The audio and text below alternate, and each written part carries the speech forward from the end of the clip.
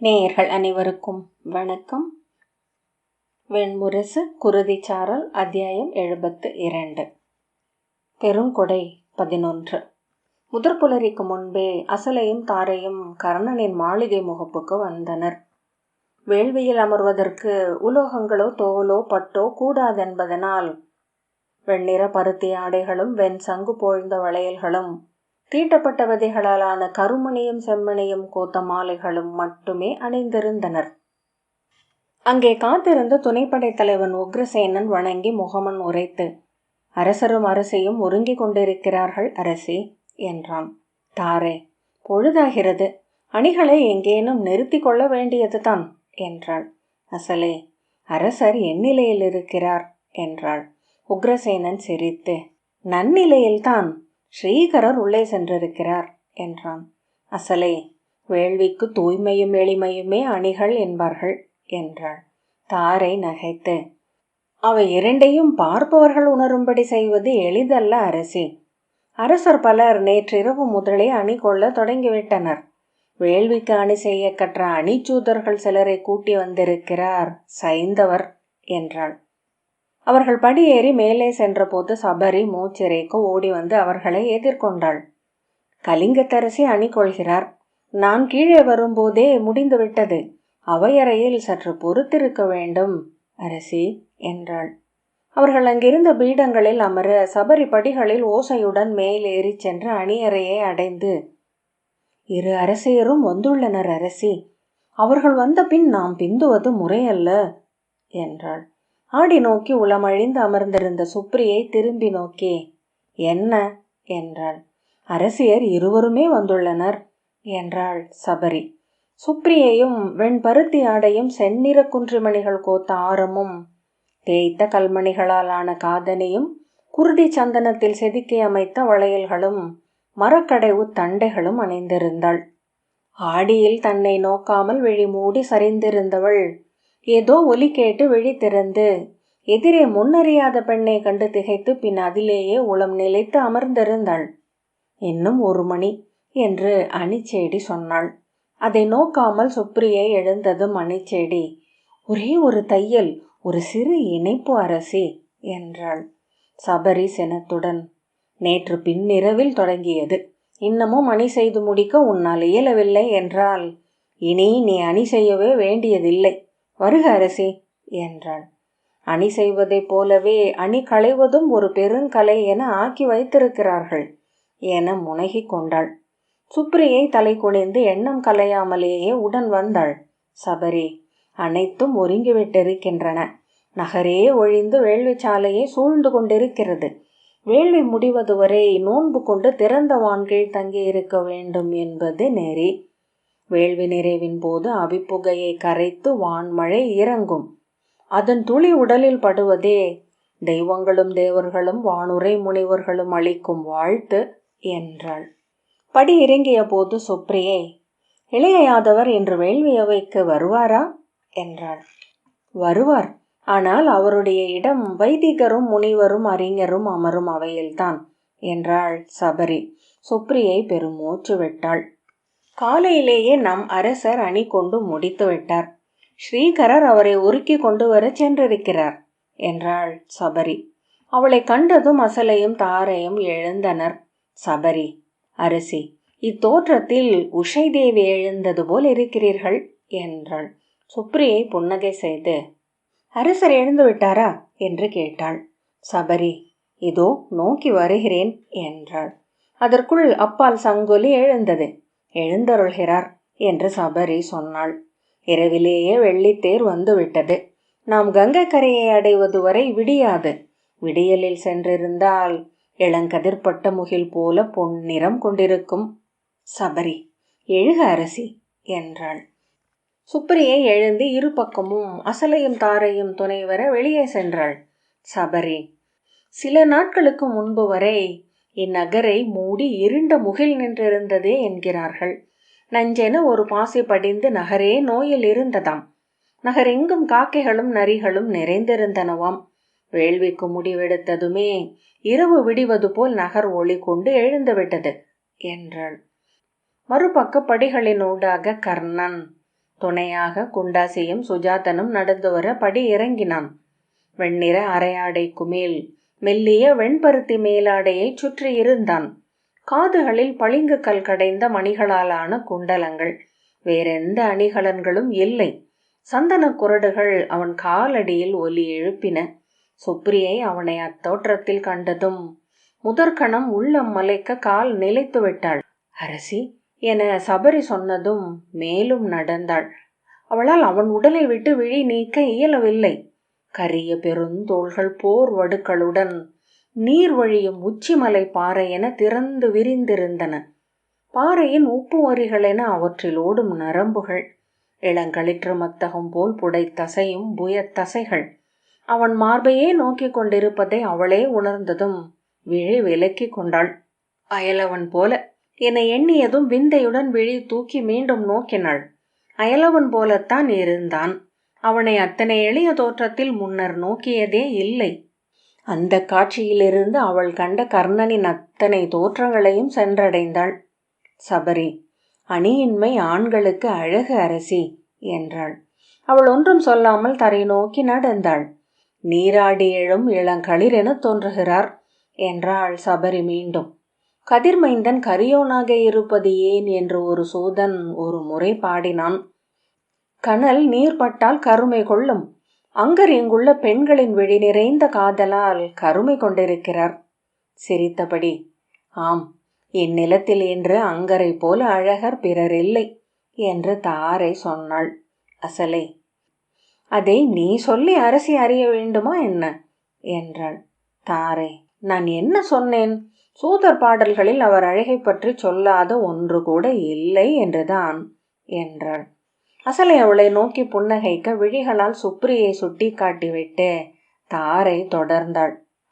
அனல் அழகுறுவது வேள்வி நிலையில், அங்கர் போர் நிலையில் என ஒரு விரலி பாடினாள். போர்க்கலையின் இரு அழகுகளை பார்த்தரிடமும் அங்கரிடமும் காணலாம் என்றாள். அது பெண்ணுடலின் நடனம் என்றிருக்கும். இது ஆணுடலின் தாண்டவம். அது மான், இது சிம்மம். அது மயில், இது மலை கழுகு. ஆடவல்லானுடன் அம்மை ஆடுவது போல் இருவரும் தோளிணைந்து போர் புரிந்தால் விண்ணுலகும் வெல்லப்படும் என்றாள். அசலை புன்னகைத்து, அவர்கள் இணைந்து ஆடி முழுமையை அடைந்த போது ஈருடலும் ஒன்றாகி இடமொரு மகள் என்றானார் என்பது தொல்கதை என்றாள். தாரை, எனக்கும் தோன்றியுள்ளது. அவர்கள் இருவரும் ஒருவரை ஒருவர் நிறைக்கிறார்கள். அங்கரில் குறைவதே அர்ஜுனர் என்பேன் என்றாள். அங்கரில் குறைவது அவரா என்றாள் அசலை. அவர்கள் அத்தருணத்தை களியாட்டென ஆக்க விரும்பினர். ஆனால் ஓயாது பேசிக்கொண்டிருந்த சபரி அப்பேச்சில் இருந்து அகன்று விட்டிருந்தாள். ஆம், அன்னையில் மைந்தர் என என்றாள் தாரை. அசலை சிரித்தாள். சுப்ரியை அச்சொற்களை கேட்டுக்கொண்டே இருந்தாள். அச்சம் கொண்டவள் போல, அரிதொன்றின் அணுக்கம் கண்டவள் போல நெஞ்சு துடித்து கொண்டே இருந்தது. ஸ்ரீகரர் முற்றத்தில் இறங்கி கை காட்ட நிமித்திகன் சங்கொலி எழுப்பினான். படை வீரர்கள் வாளும் வேலும் தாழ்த்தி வாழ்த்தொலி எழுப்பினர். கர்ணன் ஸ்ரீகரரின் தோளில் கை வைத்து தலை சரித்து நகைமொழி சொன்னான். அவர் சிரித்தபடி விழித்திருப்ப அவளை கண்டு, அரசி வருக என்றார். சுப்ரியை அருகே சென்று நின்றதும் திரும்பி நோக்கிவிட்டு அருகே வந்து நின்ற உக்கிரசேனனிடம், நாசிகரே, தேருக்கு முன்னால் நீங்கள் செல்வீர்கள் அல்லவா என்றான். அவன் சிரித்து, இல்லை அரசே, இங்கே காவல் பணியை நான் ஒருங்கிணைக்கிறேன் என்றான்.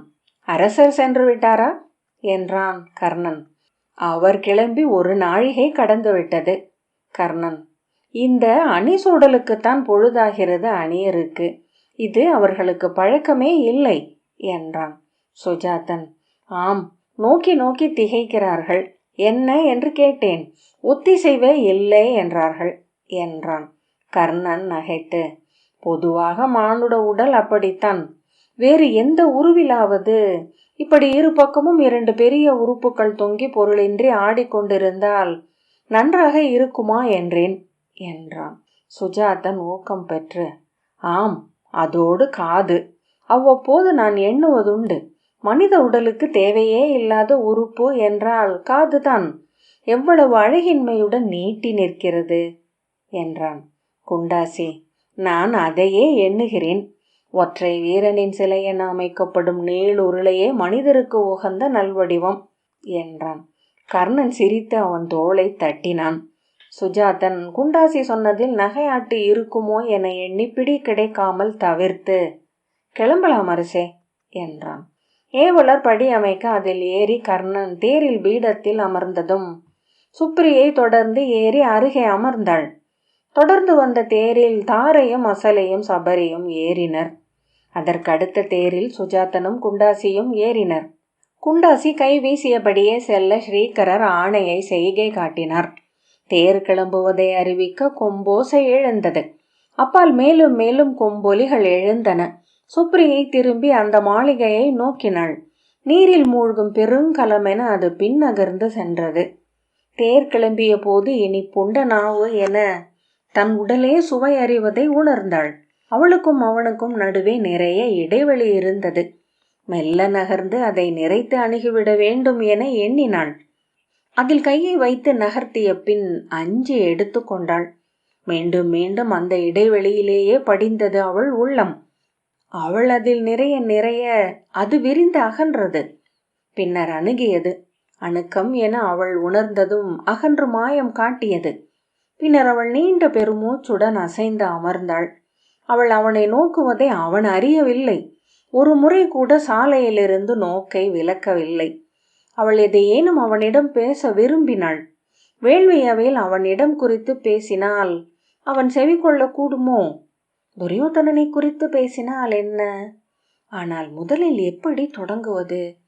அவன் விழி திருப்பி அவளை நோக்கினால் பேச தொடங்கி விடலாம். அவனை அழைப்பது எப்படி? அவனை தான் அழைத்ததே இல்லை என்று நினைவு கூர்ந்ததும் அவள் திடுக்கிட்டாள். உண்மையிலேயே ஒரு முறை கூட அவள் அவனை கணவன் என்று சொல்வெளித்து பேசியதில்லை.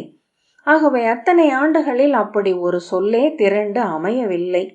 இப்போது எச்சொல்லில் அழைத்தாலும் அது பொருந்தாததே. அரசே என்று அழைக்கலாம். ஆனால் அச்சொல் அன்று அவளுக்கு அயலானதாக தோன்றியது. கர்ணன் அவளை நோக்காமல் தாழ்ந்த குரலில், அங்கே வேள்வி அவையில் அமர்ந்திருக்கும் சத்திரியர்கள் பெரும்பாலானவர்கள் என்னால் வெல்லப்பட்டவர்கள். என்னை வெல்ல ஒரு தருணமென இந்த அவையை அவர்கள் எண்ணக்கூடும் என்றான். அவன் குரல் இடறியது தேரின் ஓட்டத்தால் என தோன்றியது. அவள் நெஞ்சு ஒலிப்பது செவியில் எழ சொல் எடுக்க இயலாமல் உயிரிழந்து தடித்த நாவுடன் அமர்ந்திருந்தாள். அந்தனர் தங்களுக்கு அரசரையே சுண்டி எறியும் ஆற்றலுண்டு என நிறுவும் தருணமாக இதை கொள்ளவும் கூடும். அவை சிறுமை நிகழும் என்று என் உள்ளுணர்வு சொல்கிறது. எதுவானாலும் அது எனக்குரியதே, உன்னை நோக்கி அல்ல என்று கொள்க என்றான். அவள் பற்களை கடித்தபடி, அவ்வண்ணம் என்றால் என்னை ஏன் அழைத்து வர வேண்டும்? உங்கள் சூத அரசி வந்திருந்தால் அவை சிறுமையை நிகராக பங்கிட்டு கொண்டிருக்கலாமே. கர்ணன் திரும்பி நோக்கி ஒரு கணம் விழி நிலைத்து பின்னர் புன்னகைத்து, ஆம், பிழைதான். பாதி அவளுக்குரியதே, கொண்டு சென்று அழித்து விடுகிறேன் என்ற பின் மீண்டும் சாலை நோக்கி திரும்பி கொண்டான். அவள் திகைத்து உடல் குளிர்ந்து நடுங்க அமர்ந்திருந்தாள். தன் வாய்க்குள் கொடிய நாகம் ஒன்று நாவென்று அமைந்திருக்கிறது போலும். அச்சொற்கள் என்னுடையவை அல்ல, அக்கீழ்மை என்னுடையதல்ல. அரசே, என் கதிரே, அவற்றை என் மேல் ஏறிய ஏதோ இருள் தெய்வமே உரைத்தது. அவள் தொண்டை அடைத்திருந்தது. மூச்சு ஏறி இறங்கியது. ஏன் அதை சொன்னேன்? நான் பழக்கமாகவா?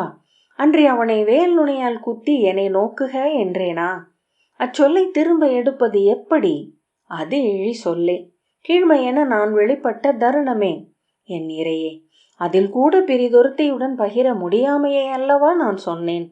அவள் தன்னுள் உளம் கரைந்து சொல் பெருக்கினாள். பொழிந்து ஓய்ந்து துளி சொட்டி அமைதியான போது உள்ளம் வெறுமை கொண்டிருந்தது. இரு கைகளிலும் தலையை தாங்கி குனிந்து அமர்ந்திருந்தாள். விழி ஊறிக்கொண்டிருந்தது. ஒரு துளி சொட்டத் தொடங்கினால் கதறி அழுது விடுவோம் என தோன்றியது. தேர் நின்ற போதுதான் வேள்வி சாலை முகப்புக்கு வந்துவிட்டிருப்பதை அவள் உணர்ந்தாள். மறுபக்கம் தேருக்கு வெளியே வைதிகர் 7 நிறை குடங்களுடன் நின்றிருந்தனர். கர்ணனுடன் அவள் இறங்கிய போது நீர் தெளித்து வேதம் மோதி வாழ்த்தினர். வாழ்த்தொலியோ குரவையோ மங்கள இசையோ எழவில்லை. கர்ணன் பாதக்குருடுகளை கழற்றி வைத்துவிட்டு பசுஞ்சாணி மெழுகப்பட்ட பாதையில் நடக்க அவள் அவனுக்கு ஓரடி பின்னால் தொடர்ந்து சென்றாள். பின்னால் வந்த தேரிலிருந்து இறங்கிய அசலையும் தாரையும் பிரிதொரு வழியினூடாக அவை நோக்கிச் செல்ல குண்டாசியும் சுஜாதனும் மட்டும் அவர்களுடன் இணைந்தனர். சுஜாதன், அரசர் வந்து அவை முகப்பில் அமர்ந்திருக்கிறார் மூத்தவரே என்றான். இந்த அவை பருந்தின் வடிவு கொண்டது. வலச்சிறை அரசருக்குரியது. குண்டாசி, அமைச்சரிடம் சென்று மூத்தவர் எங்கு அமர வேண்டும் என்று கேட்டு வருக என்றான். சுஜாதன் ஓடி செல்ல கர்ணன் அவன் திரும்பி வர பொழுதளித்து மிக மெல்ல நடந்தபடி, விதுரர் வரவில்லையா என்றான். இல்லை மூத்தவரே, அவருக்கு உடல் நலமில்லை. தொடர்ந்து காய்ச்சலும் நினைவழிதலுமாகவே இருக்கிறார். துவாரகையிலிருந்து அவர் மைந்தர் சுபோத்தியரும் சுசரிதரும் வந்து உடன் இருக்கிறார்கள் என்றான். அவர்கள் பாண்டவரின் தரப்பை உளம் கொண்டவர்கள். ஆகவே அரசரை சந்திக்க வரவில்லை. கர்ணன், இளமையில் அவர்களை கண்டிருக்கிறேன் என்றான். சுஜாதன் ஓடி வந்து அவர்களுடன் இணைந்து கொண்டு, அரசருக்கு வலப்பக்கம் பீடம் அங்குதான் போடப்பட்டிருக்கிறது என்றான். வேள்வியரங்கு நிறைய தொடங்கி இருந்தது. வைதீக முனிவர்களான வேதமித்ரர், சௌபாரி, சாகுல்யர் மூவரும் அனல் எழுகையை மேல் நோட்டமிட்டு கொண்டிருந்தனர். விஸ்வாமித்திர மரபைச் சேர்ந்தவரான காலவர் மைந்தர் சிருங்கவானுடன் உள்ளே நுழைய வைதீகர்களிடம் கார்வையொலி எழுந்தது. வேள்வி நிலைக்குள் எவருக்கும் முகமனோ வரவேற்போ வாழ்த்தோ வழங்கப்படவில்லை. எனினும் அந்தனருக்கும் முனிவருக்கும் மட்டுமே அங்கே ஏற்பின் முழக்கம் எழுந்தது என சுப்ரியை உணர்ந்தாள். அஸ்தினபுரியின் தலைமை வைதீகர் காசியப குலத்து கிருசர் வெண்ணிற கீழாடையும் தோளில் முடிச்சிட்ட வெண்மேலாடையும் கழுத்தில் கல்மணி மாலையும் அணிந்தவராக அவர்களை கடந்து கைவீசி ஆணையிட்டபடி ஓடினார். அவர் அருகே வந்த இள வைதீகர் அவர் ஆணையை ஏற்ற தலை வணங்கி பல திசைகளுக்காக சிதறினர். சுஜாதன், வில்லில் இருந்து அம்புகளென எழுந்து பறக்கிறார்கள் என்றான். கலிங்க நாட்டு மன்னர் சுதயுதர் பட்டத்து இளவரசன் சக்கரதேவனுடன் உள்ளே நுழைந்து தன் இடத்தை தேட சுஜாதன், இதோ வருகிறேன் மூத்தவரே என அவரை நோக்கி ஓடினான். அதர்வ வைதீகர்களான குத்சகலத்து தாரகரும் மௌத்கல்ய குலத்து தேவதத்தரும் தங்கள் மாணவர்களுடன் 5 எரி குளங்களையும் மீண்டும் ஒரு முறை நோக்கி கொண்டிருந்தனர். அங்கிரசின் மகன் ஹோரர் அவ்வேள்விக்கென அபிக்கொடையாளராக சிறப்பு அழைப்பின் பேரில் வந்திருந்தார். அவரை கிருசர் நேரில் அழைத்து வந்து பீடத்தில் அமரச் செய்தார். வேள்வி சாலையை அமைத்த சிந்து நாட்டு சிற்பியான பரமரும் அவருடைய 7 மாணவர்களும் வைதீகர்களால் கொண்டு வரப்பட்ட அவை முகப்பில் அமரச் செய்யப்பட்டனர். கௌதம குலத்தவரான சிரகாரி தன் மாணவர்களுடன் அவை நுழைந்து இள வைதீகர்களால் தர்பையிடப்பட்ட பீடத்திற்கு கொண்டு சென்று அமர்த்தப்பட்டதை சுப்ரியை கண்டாள். அகத்திய குலத்தவரான திருடசியுவும் திருடையும் அவைக்கு வந்தனர். ஒவ்வொருவரையும் அவள் முன்னரே அறிந்திருந்தாள்.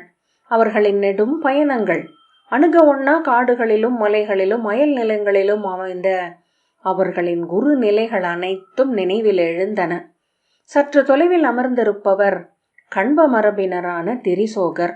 அப்பால் எரிகுளங்களின் அருகே பொருட்களை ஒருக்கி கொண்டிருப்பவர்கள் பெரு வைதீகர்களான குண்டஜடரரும் குண்டரும். அவள் விழிகள் ஒவ்வொருவரையாக தொட்டு சென்ற போது அவள் அவர்கள் அனைவரையும் முன்னரே அணுகி பழகி அறிந்திருப்பவளாக உணர்ந்து அகம் திகைத்தாள். துரியோதனன் மரத்தாலான தாழ்ந்த பீடத்தில் கால் மடித்து அமர்ந்திருந்தான். அவன் அருகே துச்சாதனனும் துச்சலனும் துர்மதனும் துச்சகனும் அமர்ந்திருந்தனர். வைதீகர் ஒருவர் அவன் இடையில் தர்பையாலான கச்சை ஒன்றை கட்டி கொண்டிருந்தார். துச்சாதனன் எழுந்து கர்ணன் அமர்வதற்காக பீடத்தை சுட்டி காட்டினான். துச்சகன் அப்பால் பானுமதி அமர்ந்திருந்த இடத்தை சுட்டி அங்கே அமரும்படி சுப்ரியையிடம் கை காட்டினான். கர்ணன் தனக்கான பீடத்தில் அமர்ந்ததும் சுப்ரியை சென்று பானுமதியின் அருகே அமர்ந்தாள். பானுமதி புன்னகைத்து விழிகளால் வரவேற்றாள். வெளியே வலம்புரி சங்கம் ஒலித்து கொண்டே இருந்தது. வசிட்ட மரபினரான குந்ததத்தர் தன் துணைவர்களான ஊர்ஜர், ரஜஸ், காத்ரர், ஊர்த்வபாகு, சவணர், சுதபஸ் ஆகியோருடன் அவைக்குள் வந்து அமர்ந்தார். பானுமதி விழிகளால் சுட்டி அவர்கள் யார் என்று கேட்டாள். சுப்ரியை நோக்கிவிட்டு, அரசி, அவர்கள் விஸ்வாமித்திர மரபினரான காபிலேயரும் காரூஷரும் என்றாள். அவர்கள் கலிங்கத்தில் ஏதேனும் வேள்விக்கு வந்துள்ளனரா என்றாள் பானுமதி. இல்லை அரசி, நான் அவர்களை பார்த்ததே இல்லை. ஆனால் அவர்களை பற்றிய சூதர் பாடல்களை கேட்டிருக்கிறேன். பானுமதி வியந்து, சொல்லில் இருந்து இத்தனை கூர்மையாக மானுட முகங்களை எடுத்துக்கொள்ள முடியுமா என்றாள். மானுட முகங்களை சொல்லாக்கலாம் என்றால் இதுவும் இயல்வதே என்றாள் சுப்ரியை. நீ காவியங்களை பயில்வதுண்டா என்றாள் பானுமதி. இல்லை அரசி, நான் பயணங்களை மட்டுமே நோக்குவது வழக்கம். இங்கே பயணங்கள் வேள்விகளின் பொருட்டும் படையெடுப்பின் பொருட்டும் வணிகத்தின் பொருட்டும் மட்டுமே நிகழ்கின்றன. பானுமதி சிரித்து, குலத்திற்கு ஒன்று சொல்லிவிட்டாய், நான்காவதையும் சொல். சூத்திரர் பஞ்சத்தின் பொருட்டு பயணம் செய்கிறார்கள் என்றாள். சுப்ரியை புன்னகைத்து, நீங்கள் காவியம் பயில்கிறீர்கள் என்றாள். அரசர்கள் சிறிய குழுக்களாக வந்து தங்களுக்கான இருக்கைகளில் அமர்ந்தனர். அனைவரும் வெண்ணிற ஆடைகளும் மரத்தாலும் விதைகளாலும் எளிய கற்களாலானுமான அணிகளும் மட்டுமே கூடியிருந்தனர். அணியாடைகள் எல்லா நிலையில் சிலர் மிக எளிய வணிகர்கள் போல ஏவலர்கள் போல மாறிவிட்டிருந்தனர். சிலர் மேலும் அழகும் நிமிர்வும் கொண்டிருந்தனர். ஜெயத்ரதன் அந்தனரையும் முனிவரையும் வணங்கியபடி வந்து அவையில் அமர்ந்தான். அஸ்வத்தாமனும் கிருதவர்மனும் இணைந்து வந்தனர். ருக்மியை அவள் அமர்ந்திருக்கும் அரசர்களின் நடுவே அடையாளம் கண்டாள். அருகிருப்பவனை ஒரு கணம் கழித்து கோசல மன்னன் பிருகத்பலன் என்று புரிந்து கொண்டாள். அவர் பிழையீட்டு பூசைக்கு பின் சேர்த்து கொள்ளப்பட்டார் என்று அவள் நோக்கை உணர்ந்து பானுமதி சொன்னாள். அவள் திரும்பி நோக்க அவர் ஓர் இரவு முழுக்க பிற சத்திரியரை எதிராக திருப்ப முயன்றார். அவர்கள் அவரை ஏற்கவில்லை என்றாள். சுப்ரியை, ஏன் என்றாள். அனைவரும் வெல்ல விழைகிறார்கள். வெல்லும் தரப்பிலிருந்து விலக எவருக்கும் எண்ணமில்லை. சுப்ரியை புன்னகை செய்தாள். சல்யரும் பால்கீக நாட்டரசர் சோமதத்தரும் காந்தாரத்தரசர் சுபலரும் சேர்ந்து அவை புகுந்தனர். மேலும் ஒரு ஓசை எழ பானுமதி திரும்பாமலேயே, பிதாமகரா? பீஷ்மரும் கிருபரும் துரோணரும் அவையில் அமர்ந்தனர். அவர்களை தொடர்ந்து சேதி நாட்டு தமகோஷரும் விதர்ப்ப நாட்டரசர் பீஷ்மகரும் சேர்ந்து அவைக்குள் வந்து அமர்ந்தனர். சுகமுனிவரின் மைந்தர்களான கிருஷ்ணர், கௌரபிரபர், பூரி, தேவஸ்ரதர் ஆகியோர் சேர்ந்து அவையில் வந்து அமர்ந்தனர். சுகரின் மைந்தர்கள் என்று எவரோ சொல்ல சுப்ரியை எட்டி பார்த்தாள். விதுரரின் ஒரு பொதுமை அவர்களிடம் இருப்பதை கண்டாள். விதுரரின் மைந்தர்களோ என எண்ணினேன் என்றாள் பானுமதி. அவர்களை அனைவருமே ஆர்வத்துடன் நோக்குவதை சுப்ரியை கண்டாள். அவர்கள் பீடம் கொள்வது வரை அவையில் ஓசை நீடித்தது. வியாசர் வரமாட்டாரா என்றாள் சுப்ரியை. மெய்யுரைப்பதென்றால் அவர் இருக்கிறாரே என்பதே ஐயம்தான். அவரை சென்ற 80 ஆண்டுகளில் எவருமே கண்டதில்லை. அவருடைய மாணவர்கள் என பலர் கிளம்பி வருகிறார்கள். அவர் எழுதியவை என கவிதைகளும் குறுங்காவியங்களும் சூதரிடம் ஒலிக்கின்றன. ஒவ்வொருவரும் அவரை ஒவ்வொரு வடிவில் ஒவ்வொரு இடத்தில் பார்த்ததாக சொல்கிறார்கள். எந்த வேள்விக்கும் விழவுக்கும் அவர் தோன்றியதில்லை. உயிருடன் இருக்கிறார் என்றால் எப்போதோ அகவை 100 தாண்டி இருக்கும். விழியும் செவியும் அவிந்து எங்கேனும் உடல் முடங்கி இருக்கவே வாய்ப்பு என்றாள் பானுமதி. முன்பு ஒரு முறை மட்டுமே தான் கண்ட பானுமதியிடமிருந்து இப்போதிருப்பவள் மிக விலகி வந்துவிட்டு இருக்கிறாள் என்பதை அப்போதுதான் சுப்ரியை உணர்ந்தாள். அன்று ஓரிரு நாட்களின் மேலோட்டமான பழக்கமே இருந்தது. அன்றிருந்தவள் எவ்வண்ணமோ ஓர் அன்னையை போல் இருந்தாள். இன்று அவளிடம் இருக்கும் இந்த எள்ளல் அன்று கூடியிருக்கவில்லை. பானுமதி, நீள் சடையுடன் வருபவர் சமீகர் இங்கு முன்பு ஒரு வேள்விக்காக வந்துள்ளார் என்றாள். அவருடன் அவை புகுபவர்கள் தேவலரும் மைந்தர் ஸ்வேதகேதுவும். அவர்களின் குறுநிலை கங்கையின் மறுகரையில் வாரணவதத்திற்கு அப்பால் உள்ளது. ஒரு முறை அங்கு சென்றுள்ளோம். அப்பால் வந்தமைந்த ஒருவரை நோக்கி, அவர் பெயர் ஜங்காரி, விஸ்வாமித்திர குருநிலையைச் சேர்ந்தவர் என்று பானுமதி சொன்னாள். முன்பு இங்கு வேள்விக்கென வந்தவர். அப்பால் வந்திருக்கும் வெண்சடை கொண்டவர் தேவஸ்ரவஸ். அவரும் விஸ்வாமித்திரரின் மரபினர்தான். சுப்ரியை, விஸ்வாமித்திரரின் மரபிலிருந்துதான் மிகுதியானவர்கள் வந்திருக்கிறார்கள் என எண்ணுகிறேன் என்றாள். ஆம், வசிட்ட மரபிலேயே குறைவான கிளைகள் இருக்கும். அவர்கள் அந்தணர்களால் மட்டுமே ஆனவர்கள். விஸ்வாமித்திர மரபும் பிருகு மரபும் அனைவரையும் உள்ளெழுப்பவை. எனவே அம்மரபு பாரத வருஷம் எங்கும் பெருகி கொண்டிருக்கிறது. வேள்விக்கான சடங்குகள் ஒவ்வொன்றாக நிகழ்ந்து கொண்டிருந்தன. ஆகுதி பொருட்கள் கொண்டு வந்து வைக்கப்பட்டன. ஆல், அத்தி, அரசு, அகில், கருங்காலி, புரசு, அருகு, பூவரசு, நெல்லி, நாவல், எருக்கு, கடுகு, ரோகிணி, வன்னி, வெட்டிவேர், மூஞ்சுப்புல், தர்பைப்புல், விளாமெச்சை வேர், சந்தனம், நொச்சி, நாயுருவி, தேவதாரி, மா என எரி விறகுகள் தனித்தனியாக கொண்டு வந்து குவிக்கப்பட்டன. ஒவ்வொரு பொருளும் வேள்வி சாலையின் மனத்தை நுட்பமாக மாற்றியது. முன்னர் இருந்த மனம் பிரிதொன்றாகியது, புதியதொன்றை ஏற்றுக்கொண்டது. நெய்க்குடங்கள் ஒவ்வொன்றாக கொண்டு வரப்பட்டு 5 எரி குளங்களுக்கு அருகிலும் வைக்கப்பட்டன. வேள்வி தலைவருக்கான எண்கால் மரப்பீடத்தின் அருகே வலப்பக்கமும் இடப்பக்கமும் 2 இளைய வைதிகர் காவல் நின்றனர். வேள்வி சாலையின் வலப்பக்கம் அமைந்த கல்லாலான அரியணைகளை கௌரவர்களான சகன், விந்தன், அனுவிந்தன், துர்தர்ஷன், துஷ்பிரதர்ஷனன் ஆகியோர் காவல் காத்து நின்றனர். அவையில் உலோகப் பொருள் ஆகாதென்பதனால் மரத்தாலான வில்லையும் அம்பையும் படைக்கலங்களாக ஏந்தி இருந்தனர். அருகே அரச துணைவருக்கான பீடமும் அவருடைய அரசிக்கான பீடமும் இருந்தது. அவற்றை கௌரவர்களான சலன், சத்வன், சுலோச்சனன், சித்ரன், உபசித்ரன் ஆகியோர் காவல் காத்தனர். அஸ்தினபுரியின் அரச குடியினருக்கான மனைகள் அனைத்திலும் கௌரவ மகளிர் வந்து நிறைந்திருந்தனர். வேள்வி சாலையின் இடது நீட்சியில் முனிவர்களும் அந்தணர்களும் அமர்வதற்கான இருக்கைகள் பெரும்பாலும் நிறைந்திருந்தன. வேள்வி சாலையின் நேர் நீட்சியில் அமைந்த அரசர்களுக்கான பகுதியில் அரசர்களின் நிறைகளில் வந்தமர்ந்து கொண்டே இருந்தனர். எவருக்கும் வாழ்த்தும் அறிவிப்பும் இல்லை என்பதனால் அவர்கள் அனைவருமே சற்று நிலை அழிந்திருந்தனர். அரசர்களுக்குரிய நீள் காலடியை இசையிலாது வைத்தபோது அது ஒவ்வாமல் இருந்தது. இயல்பாக நடந்தபோது அவர்கள் அரசர்கள் அல்லாமல் தோன்றினர். அங்கு ஒவ்வொரு மூலையிலும் ஒவ்வொரு சடங்கு நிகழ்ந்து கொண்டிருந்தது. வேள்வியில் அனலூட்ட அமர்பவர்களை தூய்மைப்படுத்தும் சடங்கு அந்தனர் பகுதியில் நிகழ்ந்தது. கங்கை நீர் தெளித்து வேத மோதி வாழ்த்தப்பட்ட அவர்கள் தங்கள் ஆசிரியர்களையும் முனிவர்களையும் வணங்கி வேத நிலையை சுற்றி வந்து அதன் 8 மூலையிலும் நிறுவப்பட்டிருந்த திசை தேவர்களை தொழுது வெளியே நிறுத்தப்பட்டிருந்த பசுவை வணங்கி தர்பை திரியால் வேள்வி பொறி நூல் அணிந்து உள்ளே வந்தனர். சுப்ரியை பந்தலுக்குள் இளைய யாதவர் சாத்தியகியுடன் நுழைவதை கண்டாள்.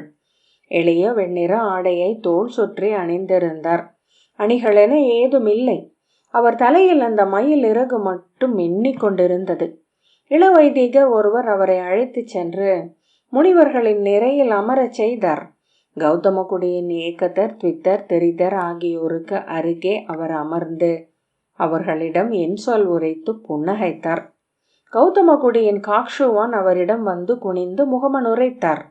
அவருக்கு பின்னால் அமர்ந்திருந்த தேவத்யூதியும் தேவமதரும் அவரை நோக்கி முன் நகர்ந்து ஏதோ சொல்ல அவர் புன்னகை செய்தார். சுப்ரியை திரும்பி கர்ணனை நோக்கினாள். ஒரு நெஞ்சதிர்வுடன் மீண்டும் இளைய யாதவரை நோக்கினாள். என்ன என்றாள் பானுமதி. ஒன்றுமில்லை, நேற்றிரவின் துயில் நீப்பு களைத்திருக்கிறேன் என்றாள். கண்களை மூடிக்கொண்ட போது எங்கோ விழுந்து கொண்டிருக்கும் உணர்வு எழுந்தது. வேள்வி பொழுது முழுக்க எதுவும் அருந்தும் வழக்கமில்லை என்றாள் பானுமதி. அறிவேன் என்று அவள் சொன்னாள். வேள்வியவை மெல்ல முழுமையடைவதை ஓசையின் ஊடாகவே அவள் கேட்டாள். விழிக்குள் எழுந்த பிம்பங்களால் மீண்டும் திடுக்கிட்டு விழி திறந்தாள். இருவரையும் நோக்கிய பின் தலை குனிந்து மேலாடையை இழுத்து தன் முகத்தின் மேல் விட்டு கொண்டாள். குருதிச்சாரல் 72வது அத்தியாயம் இத்துடன் நிறைவு பெற்றது.